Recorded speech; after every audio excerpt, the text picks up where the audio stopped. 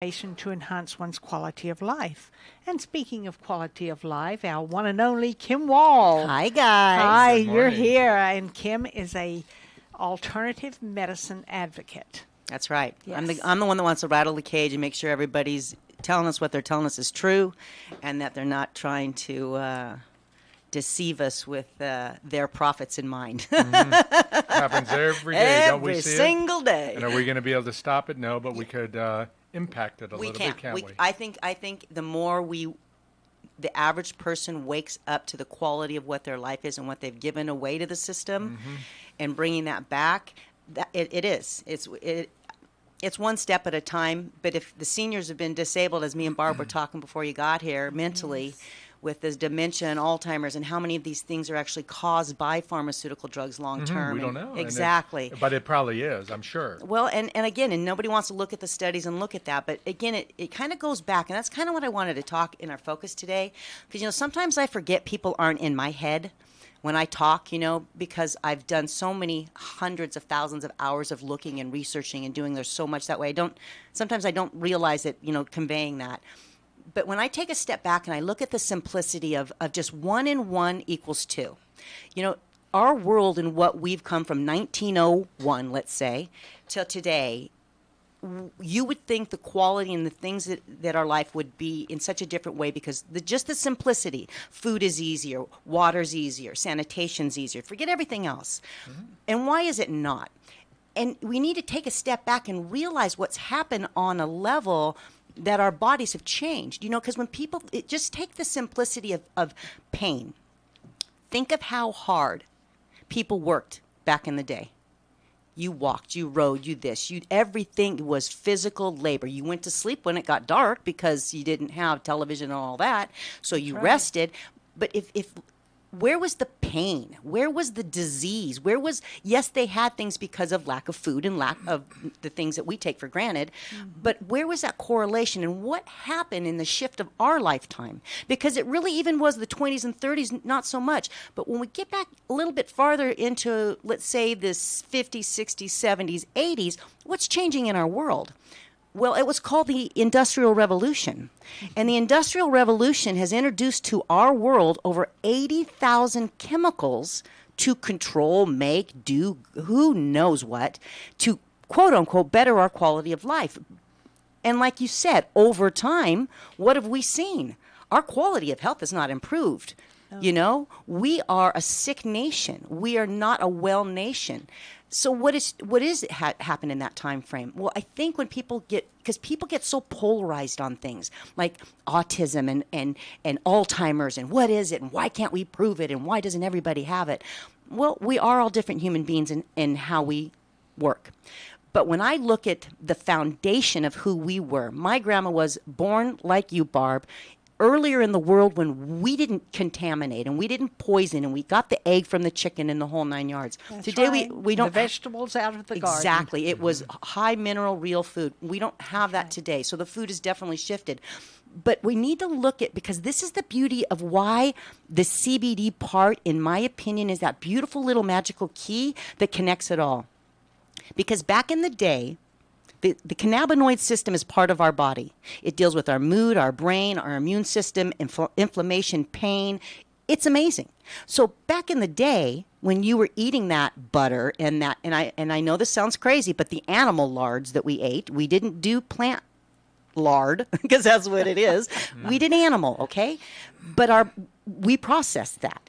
In some blood types less than others, but that's beside the point. We had raw material going into our intestinal tracts that we then converted into CBDs naturally for our cannabinoid systems, okay? So now we move forward into the genetically modified engineered foods of our world, okay? So these foods, what they are designed to do is when the insect eats this stuff, it's designed to damage their intestinal tract so they die, blows holes in them. So now we're putting this chemical on our food, and we're eating it. And you say, oh, well, I don't eat it. Oh, you don't even know how today. This is 35, 40 years ago. Today, it's in every single thing. I don't care, even if it's organic. It's a bad thing. But if we look at that, then those GMOs come in now. And for the last 35, 40 years, we've been slowly, and it's gotten worse and worse and more intense as we've gotten, further on because the concentration. But all of a sudden now we're seeing what? Autoimmune diseases, neurological diseases. Well, our gut is our second brain. So if we've now taken GMOs in and blown our gut out, our gut had that barrier to protect molecules and organisms and metals and parasites and things from getting into our bloodstream and into our body and brains. That was its natural defense, was that lining. It was like a little carpet. It was thick fill, those little villi, and it moved things along, and the right particles went into your bloodstream for nutrition, and the rest was moved on out. Now we've got holes blown into that. So now we've got the damaged immune system or the gut, and we're seeing, what are we seeing? ADD, ADHD, and Alzheimer's now has become rampant. It wasn't something in 1901 that was rampant. No. Right? Correct. That's right. And then we take another step, and now when our government gave the vaccine companies carte blanche to create a vaccine without testing it, to have no accountability for any fault in that vaccine. So if it hurt me, I can't sue them. And then that same industry tells us, and our government tells us, now you have to do this. Well, in 1990, that's when it all shifted, when the laws changed. And that's when the vaccine schedule doubled for children.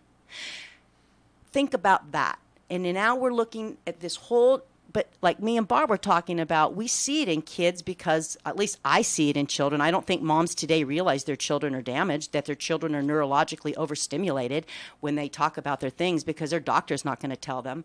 But see, I see that correlation, but as we were talking, me and Barb, I see it with seniors as well. Let's say here's somebody that was 60 years old and led a pretty decent life, and now as the food chain has changed in the gut and they're not getting the good oils, they're getting bad oils, we're not making CBDs, we're not dealing with pain and inflammation, all these things are manifesting. Is that why you have Alzheimer's? I have no Alzheimer's in my family. No one's ever had Alzheimer's in my family. And yet now my 50-year-old mom has it, or my 60. What's gone on? What's changed? What's changed in her lifetime? Because I saw with my grandma, because she was raised with that stability in that even when those things came upon her in her as an older woman, in her case at 83 with cancer, because we know these chemicals are neurostimulants. They cause autoimmune response. They cause the human growth cells to go crazy and cause tumors. We know what inflammation does. How interesting CBDs quench all that. See, God made the body perfect. You need this. The body can make this. But if this system is completely damaged and taken offline, then this is never going to modulate properly. That's true. And some of the literature on vaccines, again, I've read and gone down so much little holes of info. There's a lot of doctors in the last 3 years that have been killed mysteriously. And the correlation they're finding behind these all doctors is they were all revealing the fact that in our vaccines are chemicals that can block your vitamin D production and absorption, that can affect your vitamin C, that affect your immune system, that can actually, cancer cells in the vaccines and cause cancer to grow in people's bodies. So we don't know, but my point is this. We need accountability. You prove to me that formaldehyde and aborted fetal tissue and all these things, who tested this? And who tested this stuff on children? Who tested this on seniors? I mean, we're pumping these seniors full of flu shots, shingle shots. We're putting these neurotoxins in their body. Not even if they were the perfect, healthiest specimen on the earth, can their liver and kidney really process all of that at once? And then, unfortunately, we have the medical facility on the other side who was trained by this company in this industry that there's nothing wrong with vaccines. They're completely 100% safe and nothing to worry about. And we're going to promote these. And then when you go to that doctor and you say, hey, I gave mom a flu shot and, she's acting kind of funny, or this has shifted, like me and Barb were talking. Me and Barb had a whole conversation before you got here, Dr. D. It was fabulous. I was reading this article about why they believe that children, when they become vaccinated, when parents tell the story that my child was completely normal, interacting, eye contact, the whole 9 yards, they get the vaccination, then all of a sudden the child totally stops eye contact. Well, I was reading this article, which was linked to a YouTube, so I was watching it too, and he was talking about the fact that one of the symptomatics of vaccines is inflammation of the brain. And the part of the brain that recognizes face is very sensitive and has an ability there for excessive pressure on it or swelling because of these inflammation of the brain reactions. And so is that why children lose it? Because the brain part there that recognizes face is actually damaged. Well, then look at seniors, Alzheimer's and dementia. All of a sudden, these people forget who people are and what things are. Why is that happening? I just want somebody to take and look at all these things and go, well, wait a minute. Because for them to say there's no correlation of any of this, if any other disease was gone from when my children were little, 1 in 16,000 kids had autism, to today, it's 1 in 58 boys, 1 in 78 kids. That's a pandemic. Wow. Why aren't we questioning that? And I guess those that do question it, it's because they've been dealt that card. I question it because my child was vaccine damaged 35 years ago. That's why I woke up, because I witnessed it with my own eyes. And the key is when these people, or you or me or somebody goes and says, hey, doc, this is what happened, they're brushing us off. And so that's why we kind of, do I really want to take that risk? Because that's the whole thing, is consent for these things.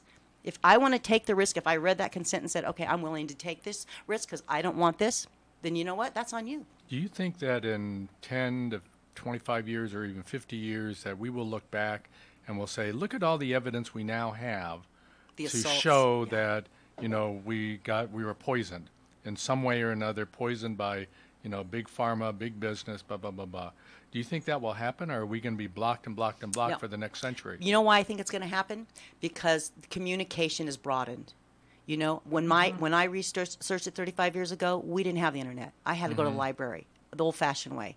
But today, we have that ability to hear things from people that might be hard to hear. But if I'm going to listen to somebody who's got 40 years experience in something and he tells me, I've witnessed children change in my practice, I've witnessed seniors' health deteriorate in my practice for 40 years, why aren't we respecting him? He's a living scientist in the field. He's not sitting in the laboratory. He's witnessing the children. He's witnessing the seniors. He's witnessing the decline of health. That's what I kind of question in that. He's seeing it firsthand. And yet we're not listening to him. We're not listening to the mom who says, my child had this happen. You're crazy. It's your fault. There's something wrong with you. Well, I'm doing what the doctor told me to do, or in the state of California, what the school system demands we do, or you can't have an education. And the sickest part of it all is they're not even researching it in a decent way. Because if I chose to put my beautiful granddaughter, who's been on the radio over here, just being so quiet, into the school system, because she's homeschooled, I would have to put in 79 doses of vaccines to bring her up to date. Wow. Are you going to guarantee me? Wow. First off, I I wouldn't pay do for that. the right for her to go to. I pay taxes. I pay for Yes. the right for her to go to school. So you're going to tell me I can't have that if I don't play? And that's what it is in the state of California. Her mom is a single mom. She can't collect any support of any kind because she's not vaccinated. So they hold you over a barrel. What you going to do? We wake them up. Wow. That's amazing. Your time on this show is too short. I know, guys. It's- We could be here all day, but I know. It's little bites at a time, and that's what Well, it is. that's true. Little You're bites at a right. time, Little and, bits of and information. exactly. And sometimes it's easier to absorb Yes. when it's a little bit at Yes, a time. exactly. Rather than overwhelming everyone. Kim, it was great having you. As usual. As Putting the usual. warning out. Guys, just wake up. Don't be afraid to question. Ask your doctor. Your tax dollars, our future, our retirement, our golden years, our children's well-being. I want that. I don't want to be a part of a system that only wants to medicate. And when we look at how something like CBDs, yes, we're taking them, like Barb was saying, in high concentrates for pain.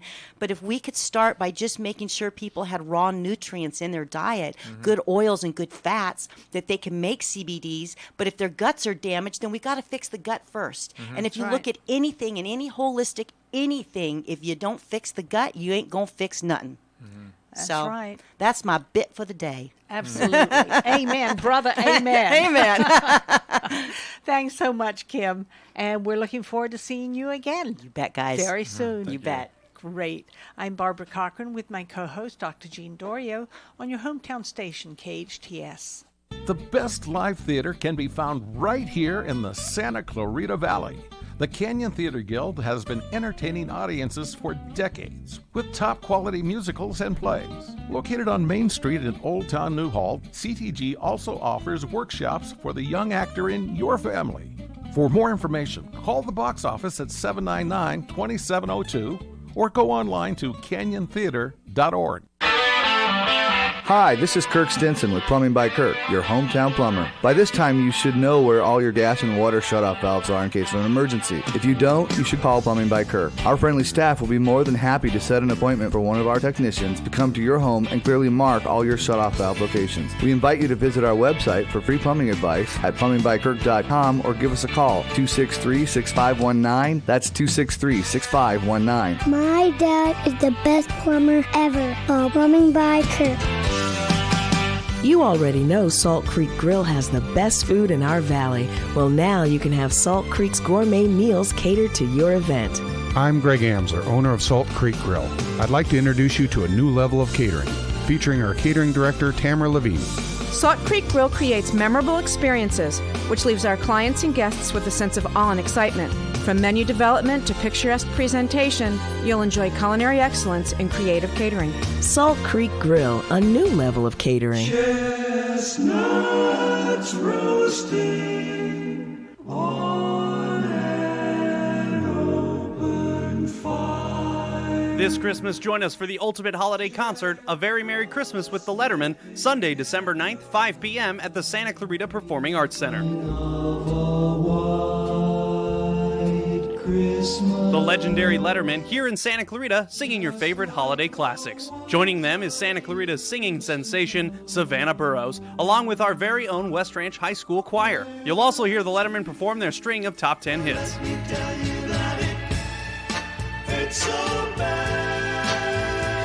A Very Merry Christmas with the Letterman. Have yourself a merry little Christmas. The Letterman, Savannah Burrows, and West Ranch Choir, Sunday, December 9th. For tickets, visit canyonspack.com. Merry Christmas. At Advanced Audiology, we know how important hearing is to you, your loved ones, your work success, your safety, and your ability to stay in the game. Most people won't admit hearing loss to themselves or others. We make it easy for you. Today's digital hearing aids come in a variety of styles, including invisible. All feature-rich, providing unparalleled hearing quality, wearing comfort, and automation that simplifies your life.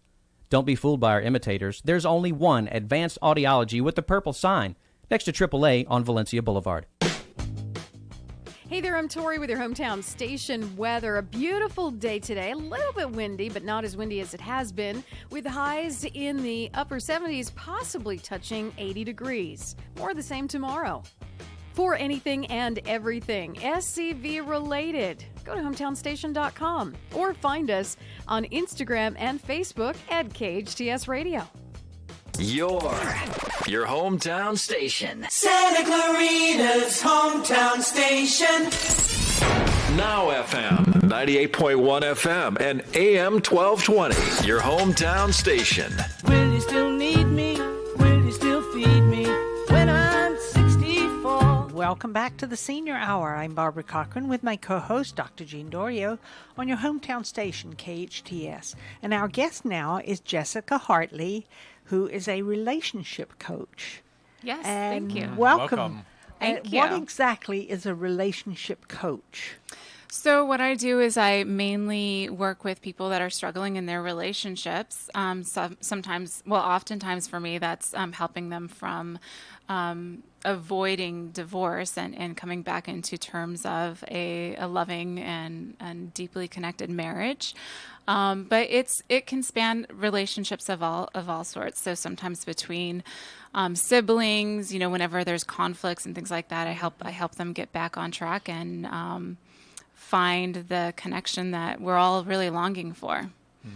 But, since this is the Senior Hour, Jessica, we want to talk about the relationships and maybe lost relationships that we might have, especially related to our seniors. Our seniors, they go through life, they get married, sometimes they get divorced, sometimes they lose their children, sometimes their spouse passes away. There's a lot of challenges mentally that, our seniors go through every day to try to take that next step forward. So what do you commonly see with our seniors in terms of, their continued development psychologically and what they need to keep doing to stay afloat?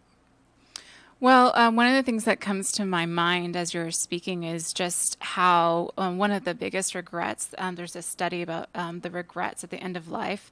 And one of those regrets is having lost relationships or not kept them intact while they had the chance to, not to end on good terms or not, So, I would say that my advice is, if anything, generally would be just to say what needs to be said. Try to find that place of forgiveness. Yes. Yeah. Find that place of forgiveness and, just keep in mind what our intentions are with our loved ones, because sometimes those conflicts can get in the way and sort of put our walls up and separate us from the people that we really deeply care about the most, and it's so important that while we're in our real time and while we have the opportunity in this moment to find that place inside of ourselves where we can touch into our forgiveness and touch into letting it be okay that there's a difference of opinion sometimes and still loving them through that anyway. Yeah, those loss of relationships occur a lot of times with our seniors and their children, and they end up, some have to move because they have to move, but other times they're living across the street, but yet they haven't talked to their son or daughter in months or years. So that relationship is a lot of times in jeopardy, but it does impact our seniors as they go through life. And yeah, toward the end of life, they will have regrets. I mean, that's a close relationship. That's a close bond.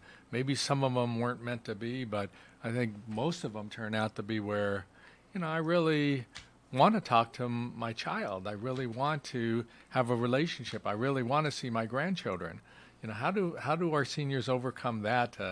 If they know they're sitting, listening to our show and they're sitting in a relationship that is distant, how do they overcome that, Jessica? Well, one of the things is sometimes there's been some certain conflicts that have built up, right? So they've created that distance. So the first step is to step into that space where that distance is and start to take closer steps forward. And sometimes as the adult or the parent of that child, it's as hard as it can be, it's better for everyone for you to take that first step, to take those first steps. And even if at first they're ignored or rejected or not received, you keep taking those steps. Because oftentimes one of the ways to heal the disconnection is to show that there is a new change, and that change is that I'm not leaving. That I'm not retreating. I'm not going away. I'm not going to let the rejection, the distance, the ignoring turn me away and say, well, it doesn't matter to them then, so I'm going to retreat back to my space. Is that being stubborn?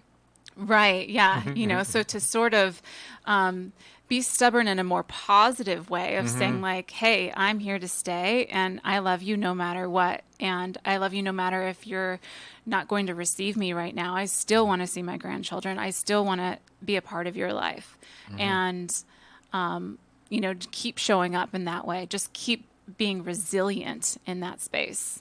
That's one of the hardest things for me to understand is why parents and children get on the outs.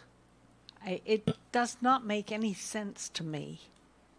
Well, you haven't faced it. I bet you if we had call-ins, Barbara, people would be, filling our phone lines because, every day there's so much stress on everybody across the board. And, with these kids out there now, I mean, they don't have time to really secure their sense of being a father or a mother. They certainly then don't want to have time for that relationship. Mm-hmm. So there's there are critical points in life that we, that are out there, that are stresses of life that are just constantly affecting every single one of us. And you don't just drift apart. Sometimes it's one word said and you're done with that relationship. Well, I think the biggest thing that affected me was the loss of one of my children 33 years ago. Mm-hmm. And it still affects me. Mm-hmm. No matter how hard I try for it not to, it still does. Mm-hmm. Mm-hmm. But it really changed me also.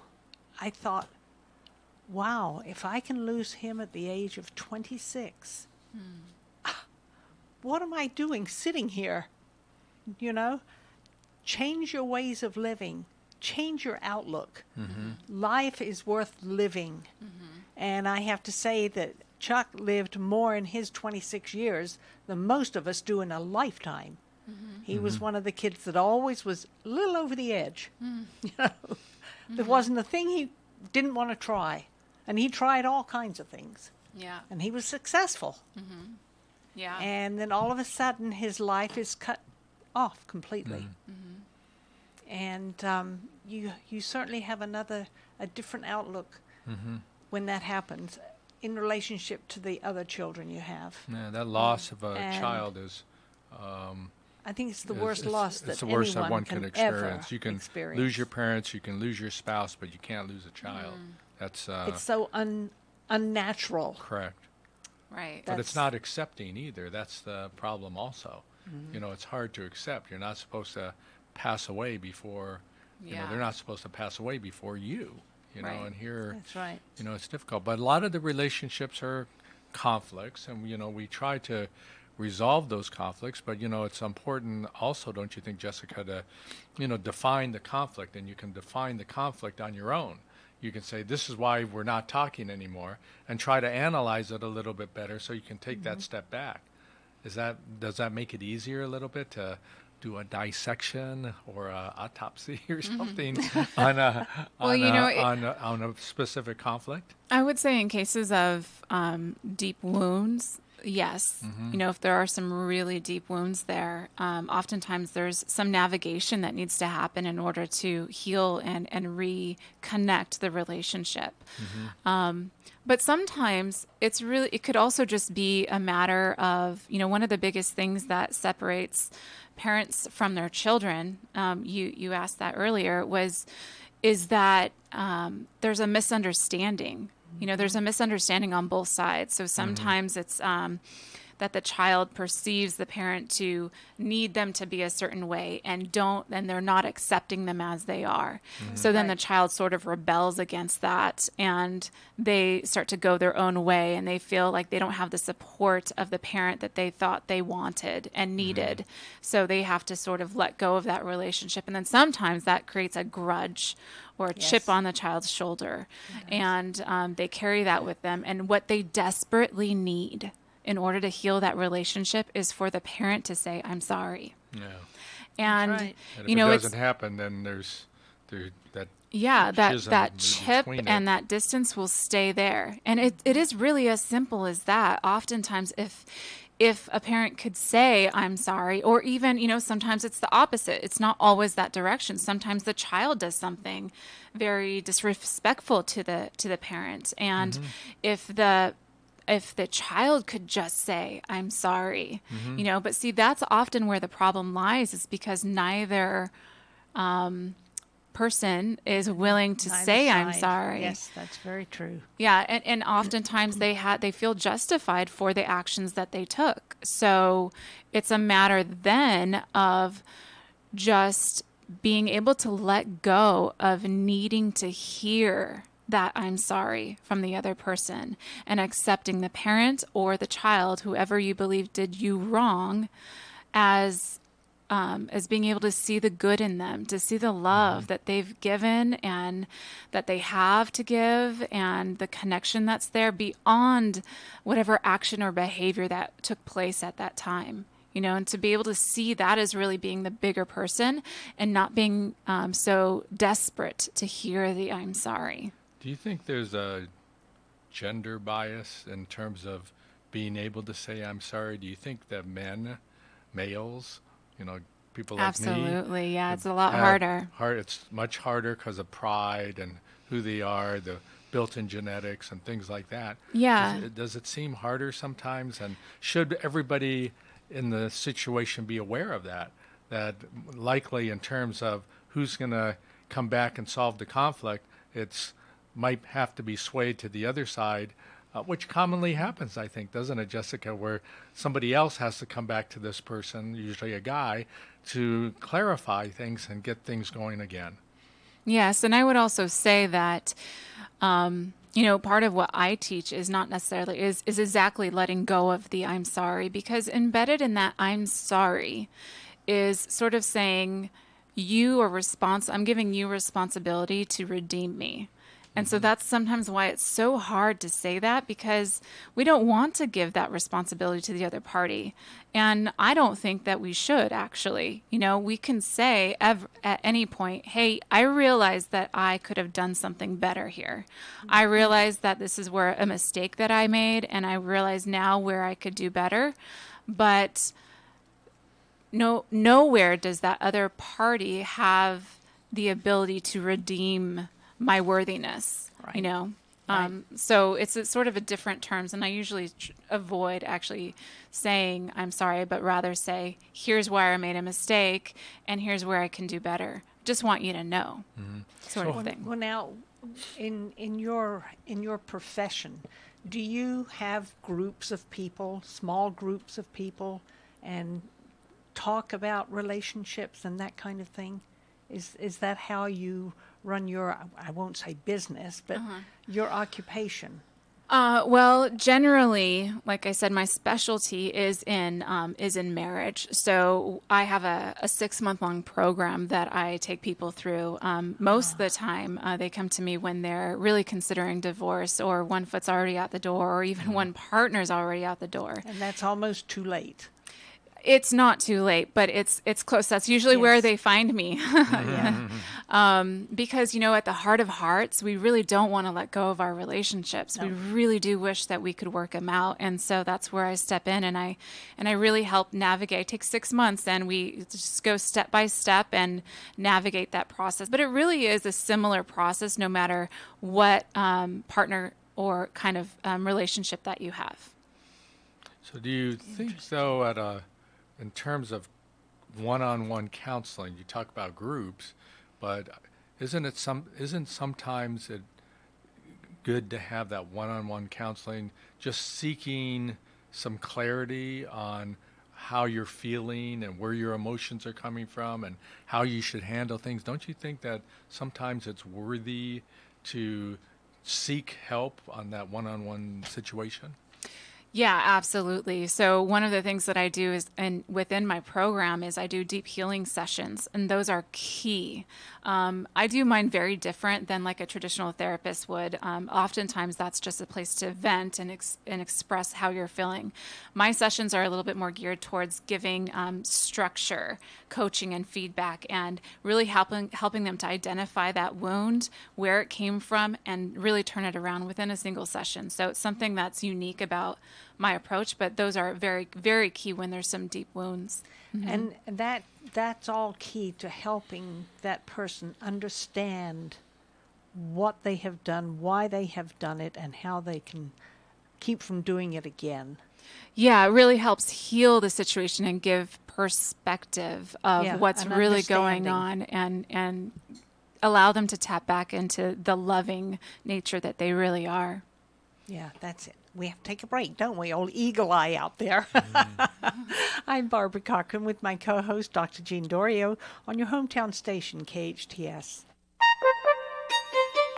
Santa Clarita Philharmonic has begun its season of free concerts. The SCP is a non-profit community-based volunteer symphony orchestra comprised of local musicians from throughout the Santa Clarita Valley who are dedicated to providing quality classical music for the residents of the Santa Clarita Valley. Like the Santa Clarita Philharmonic on Facebook, or visit santaclaritaphilharmonic.org for more information. Chestnuts roasting on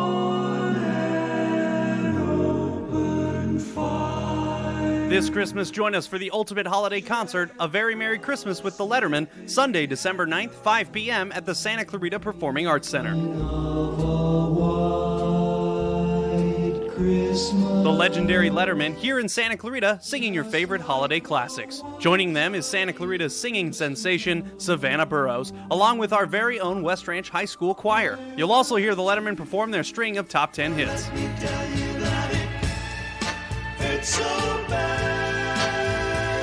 A Very Merry Christmas with the Letterman. Have yourself a merry little Christmas. The Letterman, Savannah Burrows, and West Ranch Choir, Sunday, December 9th. For tickets, visit canyonspack.com. Merry Christmas. At Advanced Audiology, we know how important hearing is to you, your loved ones, your work success, your safety, and your ability to stay in the game. Most people won't admit hearing loss to themselves or others. We make it easy for you. Today's digital hearing aids come in a variety of styles, including invisible. All feature-rich, providing unparalleled hearing quality, wearing comfort, and automation that simplifies your life. Don't be fooled by our imitators. There's only one Advanced Audiology with the purple sign next to AAA on Valencia Boulevard. Hey there, I'm Tori with your hometown station weather. A beautiful day today, a little bit windy, but not as windy as it has been, with highs in the upper 70s, possibly touching 80 degrees. More of the same tomorrow. For anything and everything SCV related, go to hometownstation.com or find us on Instagram and Facebook at KHTS Radio. Your hometown station. Now FM 98.1 FM and AM 1220. Your hometown station. Will you still need me? Will you still feed me when I'm 60? Welcome back to the Senior Hour. I'm Barbara Cochran with my co-host, Dr. Jean Dorio, on your hometown station, KHTS. And we're speaking with Jessica Hartley, a relationship coach. And we're having a very, very interesting conversation. Let's continue. Well, yeah, so I guess what I was saying before the break was just that it's important to have, some of those deep healing sessions that can help you to move beyond that wound, because every conflict, usually starts with a wound, and depending on our experiences in life, that wound will get bigger and bigger and deeper until we confront it and heal it. And that is really on the responsibility of ourselves rather than on the responsibility of the other person involved, because they may have triggered our wound or reminded us of it and brought up all of our defenses and our hurt and our pain. But we're the ones that had that wound in the first place. So it's really our responsibility to heal that. And that's what those deep healing sessions do for my clients, is it really helps them to address those major wounds that have sort of been holding them back from being able to have the relationships that they want with the ones they love. You think? Go ahead. I was curious, what encouraged you to go into this profession?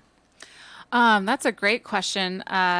Well, in part, not to get personal. No, I love getting personal. A relationship coach, there has to be something there that prompted you to go this direction. Absolutely, yeah.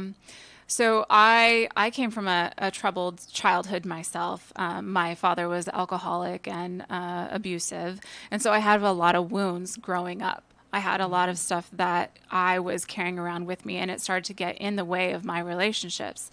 I started dating my husband when I was 16 years old, and I was starting to do certain things that were tearing us apart, and I didn't want that to happen. So another thing that was inside of me was I have a natural leadership. I have a natural inclination to understand the human psyche and all of that. So all of that, in those ways, I really am thankful for my father and the things that I learned from my relationship with him, because I can now look back on the things that got in the way, the things that wounded me from that, and have gratitude towards him because he played a role. And that role was for me to have these wounds that I had to then navigate through and learn and understand. And that's what made me who I am today, and to be able to have this profession today, where I'm now helping other people. You know, I think that the greatest people that can teach something were once at the opposite side of it and learned how to really overcome it. You know, you can't possibly try to teach someone how to overcome their pain when you never had pain yourself and never overcame it yourself, you know? So it's all part of me. And so for that, you know, I've actually gone and I've healed all of that stuff that I had growing up. And now I can teach, you know, these other people how to have great, thriving relationships as well. Do you think as you get older that you learn from your mistakes and heal and become a better person and understand yourself better?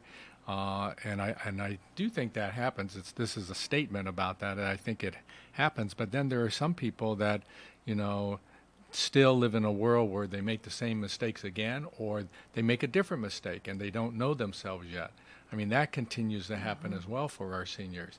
So it's a tough journey that people have to take, but, you know, it's survivable. You know, you just have to know and realize that your conflicts are going to develop, and even in the smallest cases, but that you can get through it, and you don't have to give up. You can, you know, still move forward and, you know, not go home and, you know, get upset about it, or, you know, allow it to, you know, give you bad dreams and then bad health and everything else that goes along with it. You can survive it, and that's the important message I think our seniors need to hear, that despite how we are, we can, you know, learn about our past, bring it to our future, and live better in the process. Right. I'm really glad that you brought that up because, you know, one of the things that I constantly say, and I try to ingrain this in all of my clients and students' minds, is that our conflicts, every single conflict is an opportunity for growth. And that's the blessing that a conflict gives us.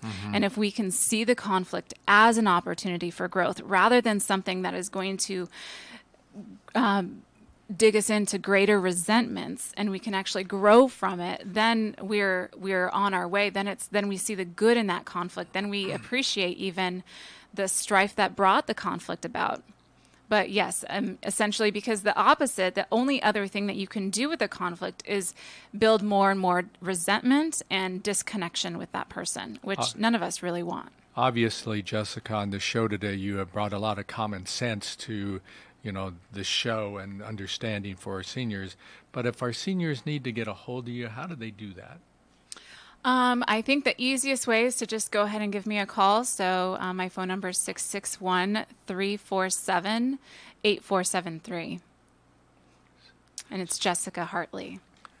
661-347-8473. Yes. You know, great for you to be on the show today. I think there's a lot of instinct in living life, but then there's a lot of common sense that goes along with it. When you mix them together, you live a better life, and I think certainly you are doing that for a lot of people in this community, and hopefully also for our seniors. So we appreciate your being on the show today. Absolutely. And actually, I'm going to be starting my own show here on the station in December 12th. So they could also listen in how to fun that. Will be. Yeah. Great, Jessica. Thanks for being on today. That's we appreciate wonderful. it. We are sponsored by Comfort Keepers In-Home Care and Advanced Audiology. Listen to us next week on the Senior Hour. Now go and enhance your quality of life.